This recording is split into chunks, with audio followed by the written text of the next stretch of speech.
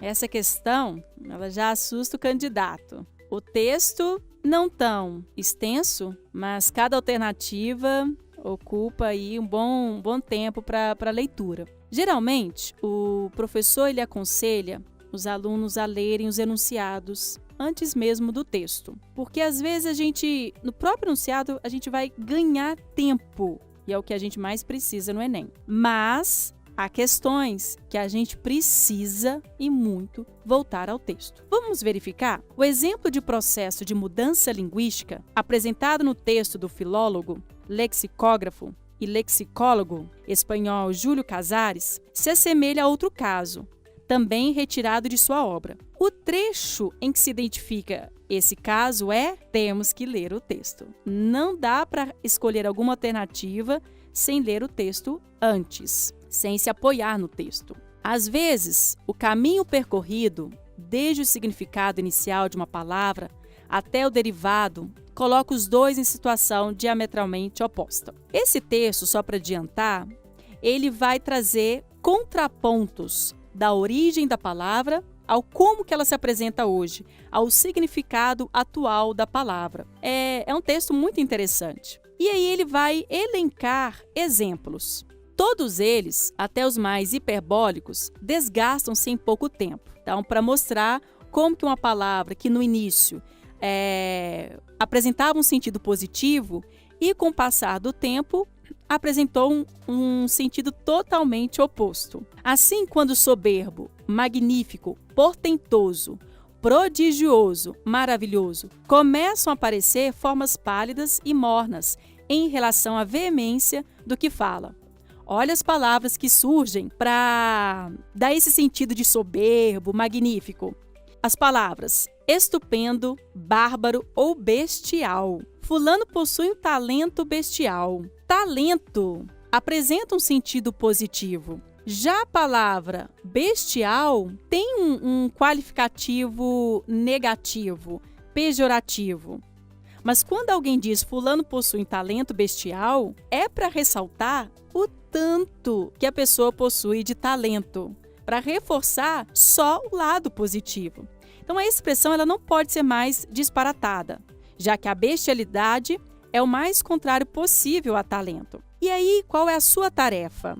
Assim como o autor ele apresenta o significado primeiro de uma palavra e o seu contraponto com o passar do tempo ou de acordo com o contexto em que essa palavra é apresentada, você deve procurar um exemplo semelhante. Ou seja, uma palavra em uma determinada época tinha o seu sentido positivo e em outra época negativo. Ou pode ser o contrário também.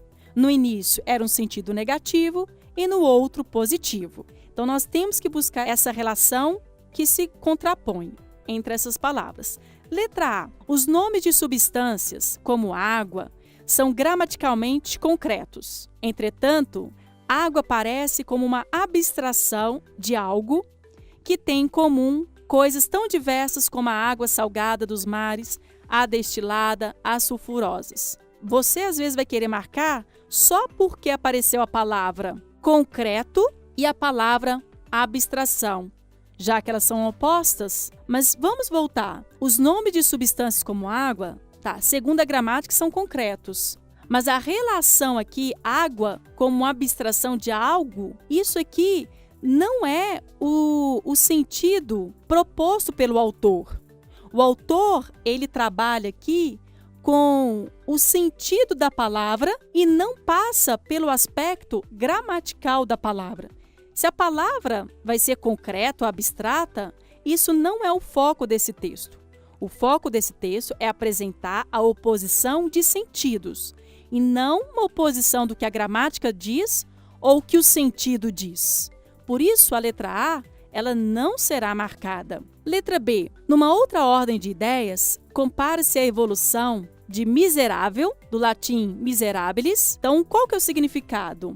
O que é digno de compaixão, até chegar a perverso, abjeto, canalha. E é interessante que o sentido de perverso é o que chegou para a gente e é o que a gente mais usa, esquecendo a origem da palavra miserável, o que é digno de compaixão, que parece se opor aquilo que é perverso, abjeto, canalha. A letra B parece ser uma alternativa boa de se marcar, mas vamos analisar as outras para a gente ter essa certeza. Comparemos, pois, o valor diferente deste vocábulo, mar. Na boca de um mesmo falante, segundo ele diga, prefiro o peixe de mar ao de rio. Será que simplesmente a diferença do peixe do mar e do rio já muda o conceito do que seria o vocábulo mar? Ou há muito mar para se pescar, vive no mar de rosas, ou sua vida é um mar de paixões? Olha só que interessante. Esses conceitos que são muito ditos aí popularmente, vive, né, no mar de rosas, sua vida é um mar de paixões.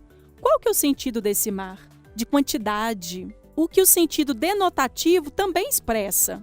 O mar, ele é a quantidade de águas. Da mesma forma, quando a gente diz, sua vida é um mar de paixões, é cheia de paixões. Logo, o que nós temos da letra C é apenas uma permanência do sentido da palavra mar. Por isso, não vamos marcar a letra C, porque o sentido, ele permanece e não se opõe, como essa é a proposta do texto do Casares. Letra D. Quando se construiu o primeiro utensílio para obtermos instrumentos de corda, o som por fricção, esse utensílio tinha exatamente a mesma forma que os arcos de caça, salvo que em lugar da corda ou do nervo destes, levava um maço de crinas.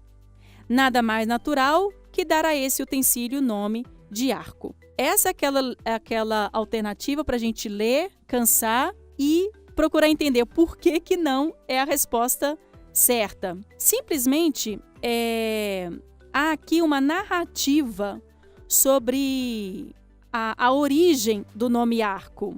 Não há, nessa alternativa D, oposição de palavras. Simplesmente como que esse utensílio, ou o nome desse utensílio, ele foi surgindo. Letra E. Sob a denominação genérica de ierba ou yerba, entram espécies de número incontáveis. Porém, na América do Sul, a ierba, pronunciado erva, é uma espécie única. A erva mate ou chá do Paraguai. Novamente, a letra E não apresenta significados opostos, ou seja, uma palavra que ao longo do tempo ela foi mostrando duas distinções, o que ocorre de forma clara, evidente, na letra B, em que a palavra miserável tem o primeiro sentido de digno de compaixão e passa a ter um sentido negativo no segundo momento, de perverso. Portanto, letra B.